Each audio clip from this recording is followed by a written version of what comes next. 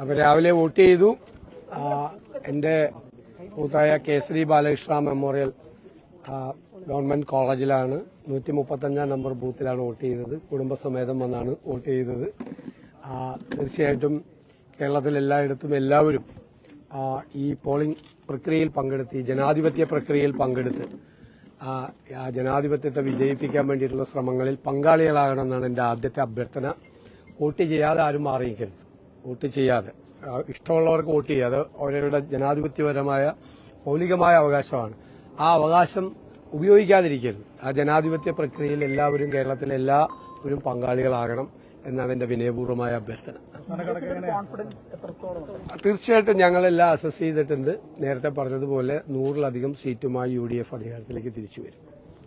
ഇപ്പൊ നേരത്തെ കഷ്ടിച്ച് ഞങ്ങൾക്ക് ഭൂരിപക്ഷം തന്നിരുന്നവരൊക്കെ അഭിപ്രായം മാറ്റിയല്ലോ. ഭയങ്കര ബുദ്ധിമുട്ടായിരുന്നു ഞങ്ങൾക്ക് ഭൂരിപക്ഷം തരാൻ വേണ്ടിയിട്ട്. ഭയങ്കര പ്രയാസപ്പെട്ട് അപ്പം അതിന്റെ റേറ്റ് ഉയർന്നു വന്നല്ലോ. ദേശീയ സർവേകളിലെല്ലാം നല്ല നിലയിലേക്ക് UDF വരുന്നുണ്ട്. എല്ലാ ദേശീയ സർവേകളിലും മികച്ച രീതിയിൽ നടന്നു. ഈ തട്ടിക്കൂട്ടിയ സർവേകളുടെ കാര്യമല്ല ഞാൻ പറഞ്ഞു. തട്ടിക്കൂട്ടിയ 2-3 സർവേകൾ കേരളത്തിലുണ്ട്. അതായത് കഴിഞ്ഞിട്ടല്ലേ വിശദമായിട്ട് പറയാം. അവരുടെയൊക്കെ വിശ്വാസ്യത അവർ തന്നെ കളഞ്ഞു വിളിച്ചിരിക്കുകയാണ്. ഞാൻ പറഞ്ഞല്ലോ, 3 മാസത്തിനിടയിൽ 4 പ്രാവശ്യം കേരളം മുഴുവൻ ചുറ്റി സഞ്ചരിച്ച ഒരാളാണ് ഞാൻ.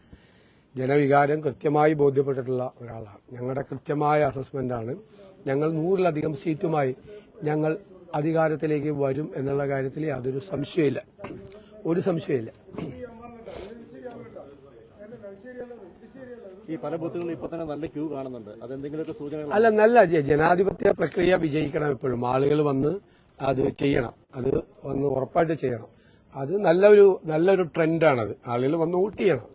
അവർക്ക് ഇഷ്ടമുള്ളവർക്കല്ല അവർ വോട്ട് ചെയ്യണത്. അവരിതെല്ലാം കേരളത്തിലെ പ്രബുദ്ധരായ രാഷ്ട്രീയ ബോധ്യമുള്ള ആളുകളാണ്. എല്ലാം കൃത്യമായി നിരീക്ഷിക്കുന്ന ആളുകളാണ്. സർക്കാരിനെ നിരീക്ഷിക്കും, അവർ പ്രതിപക്ഷത്തെയും കൃത്യമായി നിരീക്ഷിക്കും, രാഷ്ട്രീയ സാഹചര്യങ്ങൾ നിരീക്ഷിക്കും, ഇപ്പോഴത്തെ അന്തരീക്ഷം വഹിക്കും. നമുക്കറിയാലോ, നാടൻ ചായക്കടകളിൽ പോയാൽ പോലും അന്താരാഷ്ട്ര കാര്യങ്ങൾ ചർച്ച ചെയ്യാൻ നമ്മളെക്കാൾ യോഗ്യരായിട്ടുള്ള ആളുകളാണ്. അവർ പത്രങ്ങൾ വായിക്കുന്നവരാണ്, ഒന്നിലധികം പത്രങ്ങൾ വായിക്കുന്നവരാണ്, ചാനലുകൾ കാണുന്നവരാണ്, രാഷ്ട്രീയം നിരീക്ഷിക്കുന്നവരാണ്. അപ്പോൾ നല്ല രാഷ്ട്രീയ ബോധ്യത്തിന്റെ അടിസ്ഥാനത്തിൽ വോട്ട് ചെയ്യുന്ന ഒരു ജനതയാണ് കേരളത്തിൽ. അതാണ് ഞങ്ങളുടെ പ്രതീക്ഷ. തീർച്ചയായിട്ടും അവർ ഞങ്ങൾക്ക് അനുകൂലമായി ഈ രാഷ്ട്രീയ സാഹചര്യങ്ങളെല്ലാം വിലയിരുത്തി നല്ല പിന്തുണ ജനങ്ങളുടെ ഭാഗത്തുനിന്ന് ഉണ്ടാകുമെന്ന് തന്നെയാണ് പ്രതീക്ഷിക്കുന്നത്. ഈ തെരഞ്ഞെടുപ്പ് കമ്മീഷൻ കുറച്ചുകൂടി ജാഗ്രത പാലിക്കണമായിരുന്നു തോന്നുന്നുണ്ട്. ഒരുപാട് പോസ്റ്റൽ വോട്ടുകൾ നഷ്ടപ്പെട്ടു. ഞാൻ തീർച്ചയായിട്ടും സെൻട്രൽ ഇലക്ഷൻ കമ്മീഷനെയും ചീഫ് ഇലക്ടറൽ ഓഫീസറെയൊക്കെ ബന്ധപ്പെട്ടു. ഇതുവരെ എന്റെ രാഷ്ട്രീയ ജീവിതത്തിൽ അനുഭവത്തിൽ ഇതുവരെ ഇല്ലാത്ത അനുഭവങ്ങളാണ് ഉണ്ടായത്. ഏതായാലും ഇലക്ഷൻ ഡ്യൂട്ടിക്ക് ചാർജുള്ള ആളുകൾ ചെന്നപ്പോൾ മാത്രമല്ല, ഒരു പോസ്റ്റൽ വോട്ടില്ല. ഫെസിലിറ്റേഷൻ സെന്ററിൽ 1 മുതൽ 8 വരെ ഉണ്ട്. 3 പ്രാവശ്യം പോയിട്ട് പോലും ബാലറ്റ് കിട്ടാത്തവരുണ്ട്. ഇപ്പം എന്റെ നിയോജകമണ്ഡലത്തിലെ ആളുകൾക്ക് ചിലർക്ക് ഡ്യൂട്ടി എറണാകുളത്താണ്, ചിലർക്ക് വൈപ്പിനിലാണ്. വൈപ്പിനിൽ പോകുന്നവർക്ക് ഫോർട്ട് കൊച്ചിയിലാണ് ഫെസിലിറ്റേഷൻ സെന്റർ, മറ്റേത് എറണാകുളത്താണ്. 2 സ്ത്രീകളൊക്കെ ടീച്ചേഴ്സ് ആയിട്ടുള്ള ആളുകളുണ്ട്, സ്ത്രീകളായിട്ടുള്ള ആളുകളുണ്ട്. അവരൊക്കെ എത്രയോ പ്രാവശ്യം ചെന്നിട്ട് ബാലറ്റ് ഇല്ല എന്ന് പറഞ്ഞ് മടങ്ങേണ്ട ഒരു അവസ്ഥയാണ്. ഒരാൾ പോലും വോട്ട് ചെയ്യാതെ പോകരുത് എന്ന് ആണ് നമ്മുടെ ഒരഭിപ്രായം.